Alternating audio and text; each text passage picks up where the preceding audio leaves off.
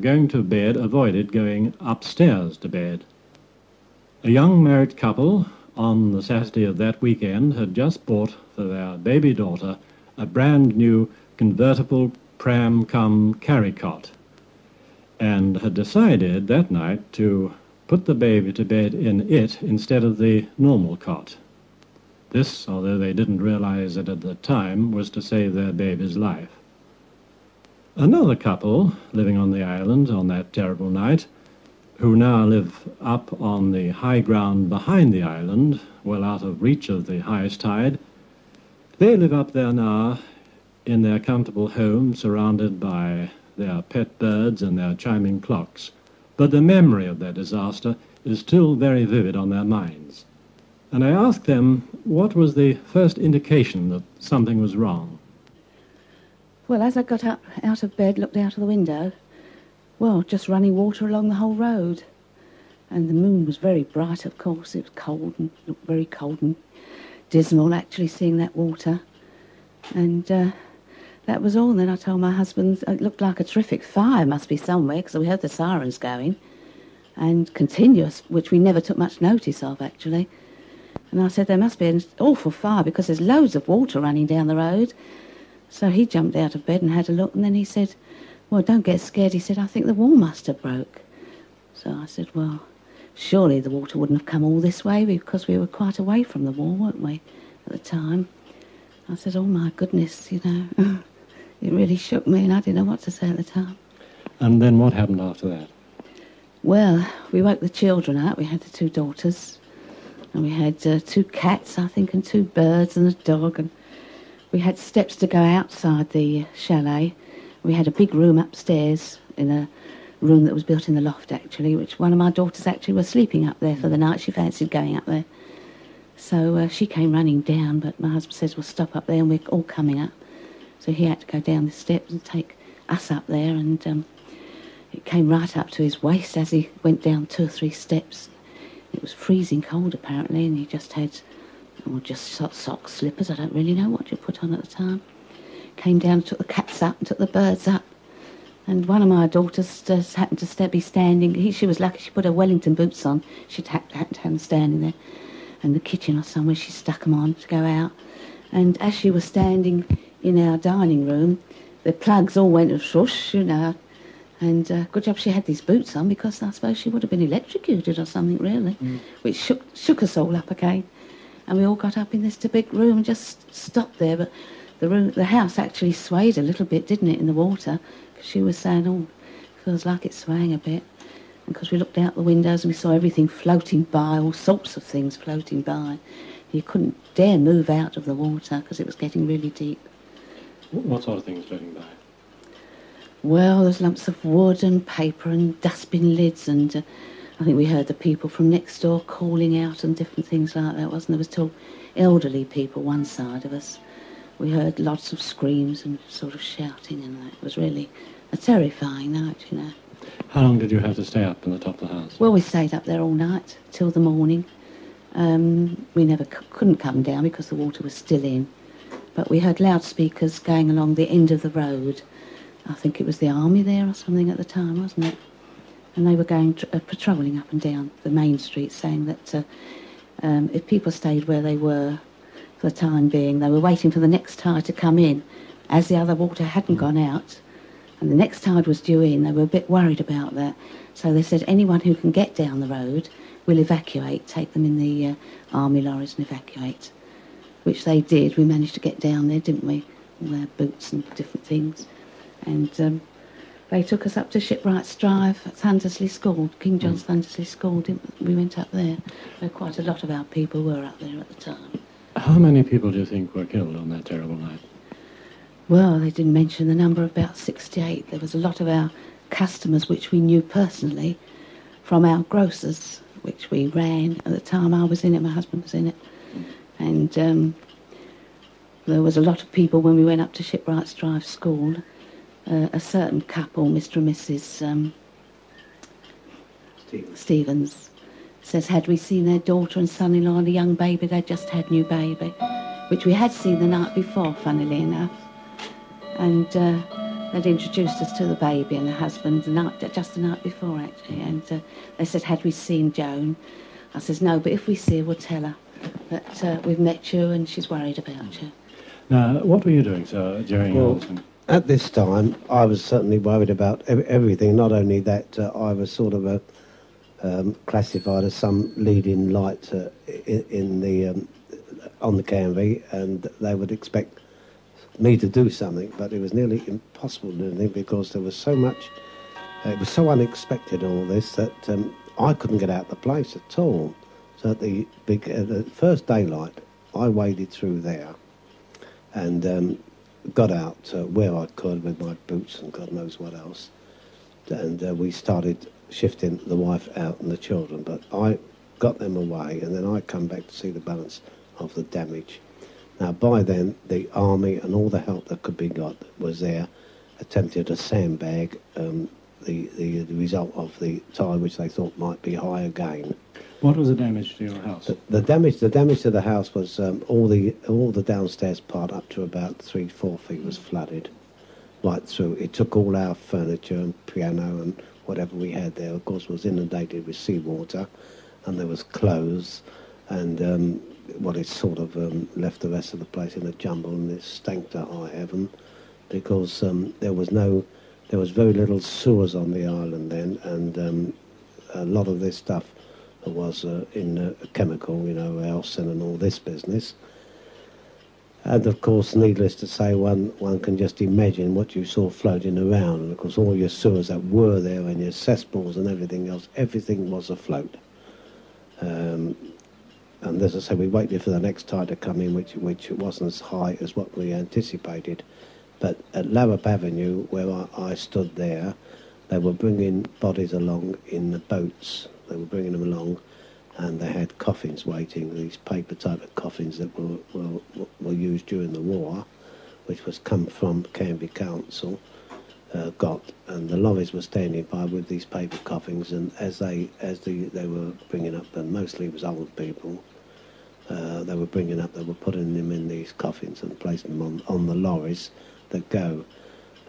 There's been an issue of how many there was, but we thought there was about 67, some said 64, the wife's just said 68, but it is round about that figure.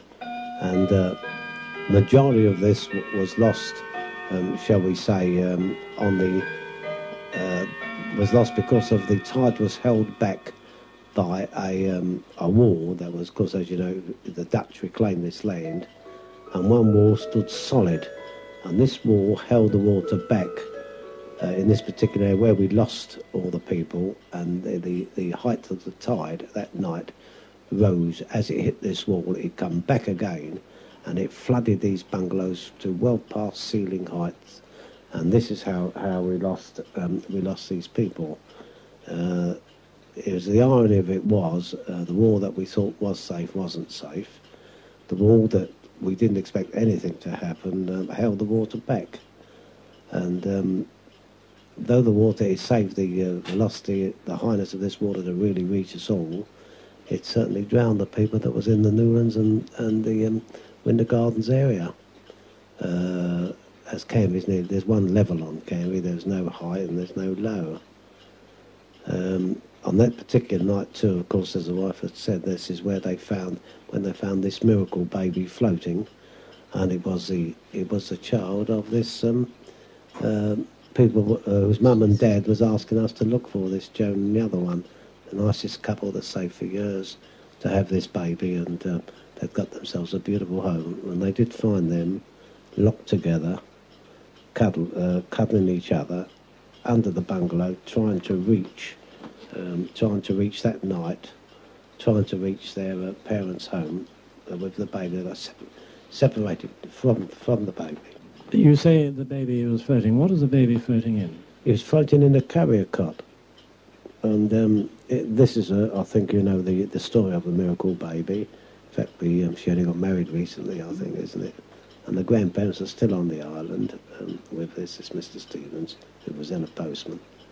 But this was a very sad case because we knew these people real personally, and we knew how long they had waited. They were the type of people that would have nothing, shall we say, until they can pay for it. They both worked very hard before they had this baby, set themselves up a nice home, and they got drowned that night. And of course the baby, as I say, was a miracle baby that was alive today, to this very day. It was sad anyway. The grandparents have looked after the child since. So the baby was saved because it floated in its carry cot. In its carry cot. It was a miracle. They said it was a miracle, and it was a miracle. In Kent, the tide rose in some places as much as 8 feet above the predicted level. More than 78 square miles of low-lying land was flooded. The Isle of Grain oil refinery was underwater. At Herne Bay to Margate, seawalls were breached and broken. The lighthouse on the end of the jetty at Margate Harbour was undermined and fell into the sea. The Isle of Sheppey was completely cut off, and half the island was under deep water. 3/4 of Sheerness, including the naval dockyard, was flooded to a depth of many feet. The railway line between Reculver and Birchington had considerable lengths of the track washed away, and the Isle of Thanet almost reverted to being an island once again, as a huge tidal wave swept across the marshes from an area of broken sea wall near Reculver and almost reached the coast near Pegwell Bay. And if it had have done, of course, as I said, Thanet would have become once again an island. Such was the enormity of the flooding of the Kent and Essex coastlines. Of course, Canvey disappeared altogether, and only the roofs of the bungalow buildings were visible. As you've already heard, over 60 people were drowned on that never-to-be-forgotten night. But still today, there are many people who lived through that night, still live here today, like Mickey Saunders, for instance, who was a part-time fireman at the time, and he remembers his part in the rescue work and how he first heard about it. Well, we got a call from the fire brigade, then we proceeded towards Smallgains Creek, and going down the engine, it automatically stopped. The water came over the running board and stopped the engine. We were then told to disperse, and I went along the high street to the bank manager's house. I knew he had a canoe there, so I got this canoe, and I rode down the road, and I could hear people screaming, and there was a woman with a baby on top of the roof. Well, I got the baby off first by the arm, and I'm sure by the time I got it to the rescue place at the top, it was dead because it was stiff in my arms. I was holding it by one arm up. The canoe had water in the bottom, so it was literally laying in the water. I then went back and got Mrs. Morgan, who was also on the roof in a nightdress. I took her up there, then I went back with her husband. He was sitting on a chicken house, but by that time the roof had caved in, and so we couldn't find him no more. By this time I'd gone back to see Reggie Morgan, and he had disappeared. So I then proceeded to Lakeside Corner and got Mrs. Mary Sparks out with another farmer named Barsby, and proceeded to get children and people off on this boat onto the high street, which was then reasonably dry. Later was flooded, but this time it was reasonably dry. And then I went from there back to the fire station. We worked our way back. I was knocking people up that were asleep, and I was soaking wet, obviously, because in some places the water was up to my neck.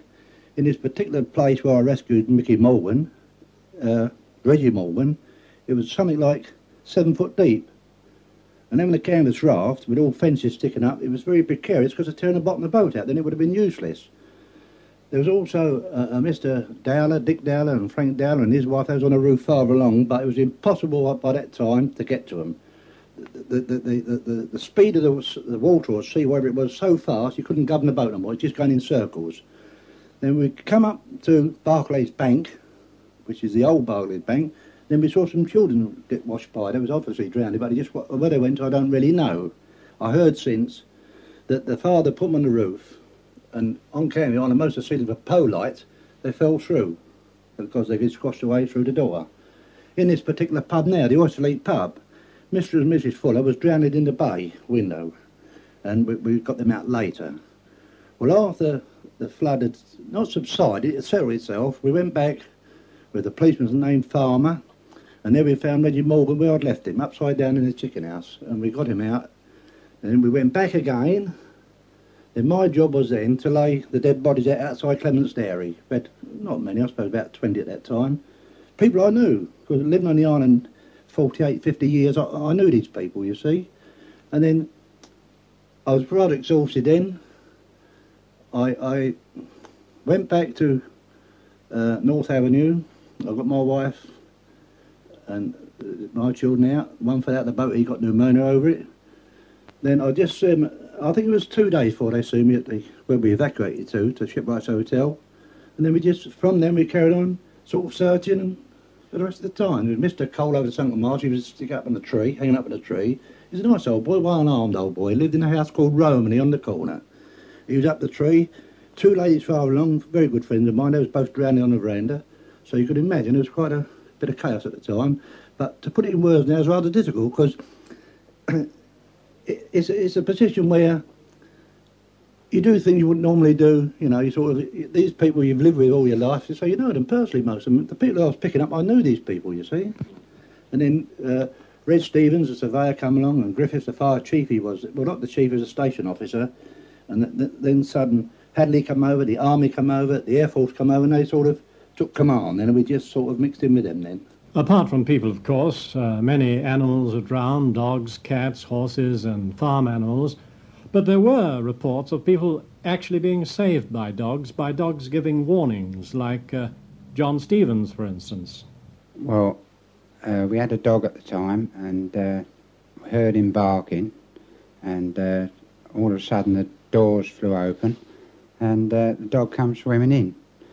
And all I can remember at the time was my father coming into the bedrooms where he was and told us, like, you know, that we were being flooded. And he broke a hole in the ceiling, and we climbed up, you know, gradually got up there. And I remember we couldn't get my mother up at the time because she was a bit weighty, you know. And that went on from 12 o'clock at night until 12 o'clock the next morning. My parents, like, stood in the water all that time. And then at, as I say, 12 o'clock Sunday dinner time, the army come and they got us out, you know, and we went to a school at Benfleet. And what about your parents? Well, they got separated from us, actually. They went to one school and we went to another, you know. And they found us the next day. My other sister, like, she had an accident. She fell through the ceiling while I was up there, like, and she was taken to hospital. And they found her, like, the next day, and then come round to one of the schools and, you know, found me, and because I had 3 sisters, like, you know, and they found the other sister as well, like, with me. John's father, Charles Stevens, is also grandfather to Linda, the miracle baby, who floated to safety in her pram, of whom you'll hear more later. Told me about his experiences. Well, we were asleep in bed, and we've got a dog, and me being a postman, I forgot it was Sunday, and as I was on late turn, I thought that the post office had sent for me to come out to replace another postman that was sick. But directly I put my feet out of bed, I trod into water, and our old dog floated in through the back door, which had been bolted. I then rushed to get my youngsters out of bed. The wife did the same, and by that time, when we got back to the bedroom, our wardrobe had floated over the bed, so I was able to get up and punch the plasterboard ceiling in, and we managed to get the children into the roof. That would have been about 1:45. We stood on top of the wardrobe, and I shuddered when I saw the water which began to go over the electric light switch. I had a sad feeling that we would all be destroyed. But luckily, it went past the switch, the lights went all out, and it went up to within 6 inches of the top of the door. And then, like a flash, we lost 18 inches of water, and it lowered. We stayed up there all night until about 11 o'clock in the morning. Then the soldiers came to the bedroom window with our old dog standing on top of the wardrobe beside us, and they said, "We're going to take the women and children first." But they managed to take my children in the boat, and they went out of sight. They said, "We'll come back for you later." They hadn't been gone long, before they returned again, and we got on the boat. As we got in our boat, we went to the sea wall where people were waiting for us, and we walked from there quite half a mile and was then taken away on an army lorry. The army lorry took us to Benfleet schools, but by that time the Benfleet schools were full, and they told the lorry driver to take us back with other people to the Benfleet Methodist Church.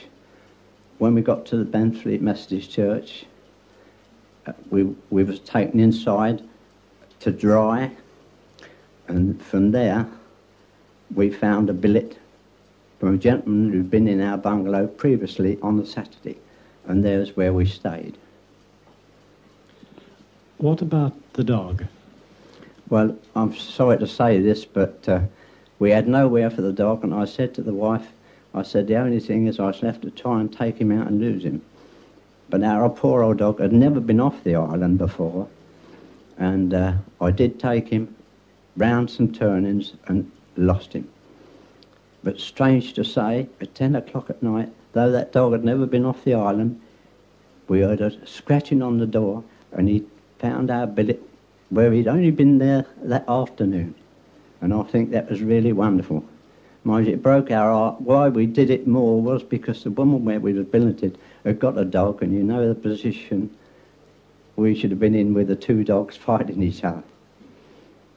I suppose the most amazing story of all is the one about the baby Linda. To go back to the beginning of the programme, you remember the young couple who bought the new pram, and you've heard something about how she was rescued. But listen now to her grandfather's version, because he was there when the rescue took place, and he saw it happen with his own eyes. But before he does, let me fill you in with the sequence of events so that you can understand his account the better. The young couple, you remember, had bought the new pram. Now, what exactly happened, no one knows, because the couple were unfortunately drowned. But sometime after the water was rushing into their bungalow, they got the notion that if they placed Linda in the new pram and put it out on the veranda, there was a chance that she might float, rather like Moses in the bulrushes, as the water got higher. And that's exactly what happened. The pram floated like a boat all night until sometime next day. Her parents, in the meantime, locked in each other's arms, were drowned in the bungalow, while their little daughter floated safely on the surface of the water. But let her grandfather tell you, in his own words, about the miracle of baby Linda. Mr. Stevens, tell me about the miracle of Linda. Well, Linda lived just one turning away from us, and from where I was standing on top of the wardrobe, I could see their bungalow. After soldiers had taken our children away, they came back for us. And as the wife got out of our bedroom window, as I went to get out after her, I saw a chap swim up to... he came up in a boat, he got out of the boat, and he swam across to their bungalow. And I saw him lift Linda out of her pram, which was on the veranda, which she must have been in from 11 o'clock at night. No, I'm just wrong there, 12:30 at night until 11 o'clock in the morning. He lifted her out and swam with her under one arm and put her in a boat. And then, as I thought, he'd gone back to get the daughter and son-in-law, not knowing that they had perished. We then got in our boat and was taken away. But Linda must be in there all night and wasn't a bit damp. The pram that she was in was brand new, which she'd only had that week. And that must, as the water came up to within 6 inches of the gutter of the house, that pram must have gone up and came down just on the veranda where they'd put her. Well, that's the story of the miracle of the Canvey Island floods, which took place nearly a quarter of a century ago. Now, what about Linda now? Well, she's a grown woman, and a very attractive one, I may add. She was brought up by her grandparents, and still lives, as far as I know, somewhere on Canvey Island. And a year or so ago, she got married, and as the fairy tales go, lives happily ever after. In this week's Now, Richard Burwood was talking to people on Canvey Island who remember the night 24 years ago this month when a huge tidal wave flooded large areas of Kent and Essex. A special Now about then.